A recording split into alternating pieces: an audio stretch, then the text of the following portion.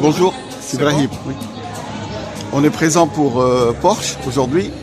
Est-ce que vous pouvez nous présenter l'événement, s'il vous plaît? Alors, on est effectivement ici au centre Porsche Tunis pour un nouvel événement de la marque Porsche.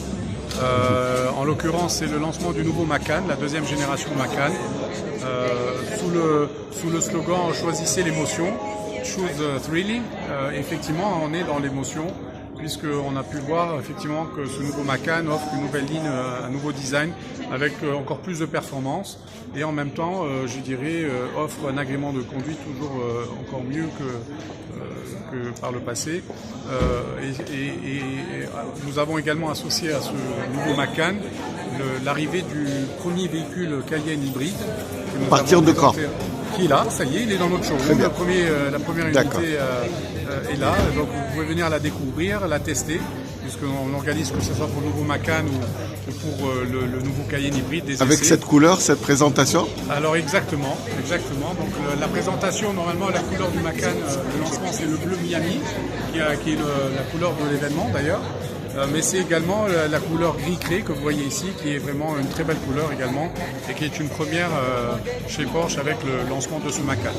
Donc effectivement, on a parlé beaucoup de ces nouvelles voitures, on a beaucoup parlé également de l'avènement de l'hybride, mais surtout bientôt, très prochainement, des voitures électriques. Et donc par rapport à l'arrivée des voitures électriques, on a vu qu'il fallait préparer le terrain.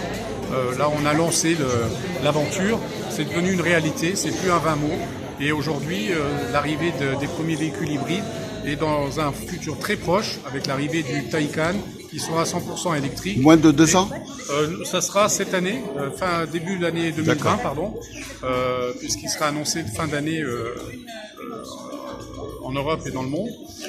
Et en ce qui concerne le futur Macan, ça sera aussi pour la prochaine génération un véhicule 100% électrique. Donc voilà. C'est une réalité, donc il faut se préparer. Nous devons nous préparer pour former nos équipes, également s'équiper de ces bornes de recharge à l'intérieur de nos infrastructures, mais également on a vu qu'il était important aussi d'avoir des partenaires, au-delà des partenaires privés comme peuvent l'être les hôteliers où nous allons installer les bornes électriques de recharge pour nos clients. Destiné à nos clients.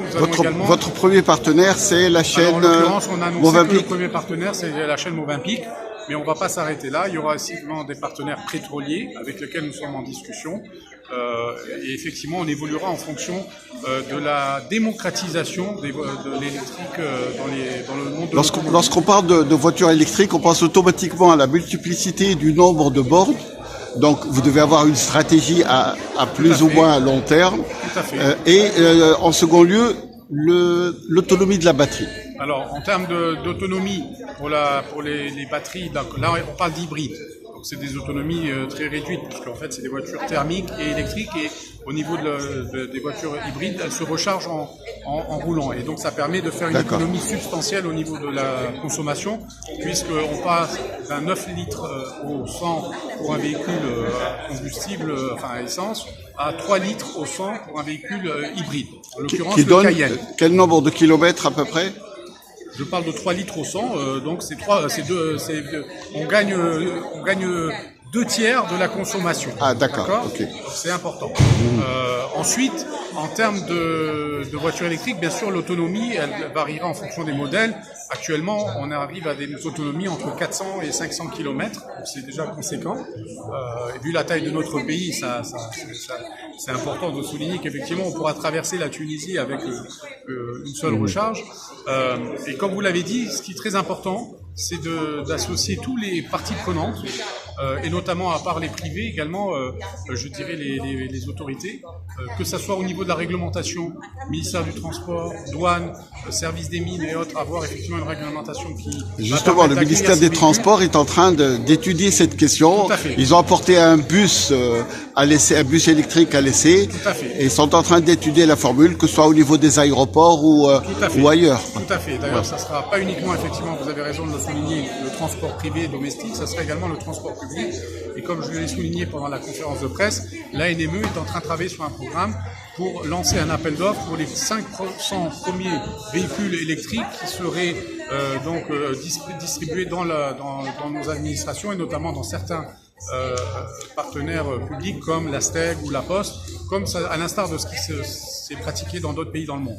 Donc ça, je pense que c'est important parce qu'il faut que la réglementation évolue et il faut qu'également le ministère de l'Énergie puisse également installer un peu un grid, une infrastructure adaptée pour pouvoir accueillir ces futures voitures électriques.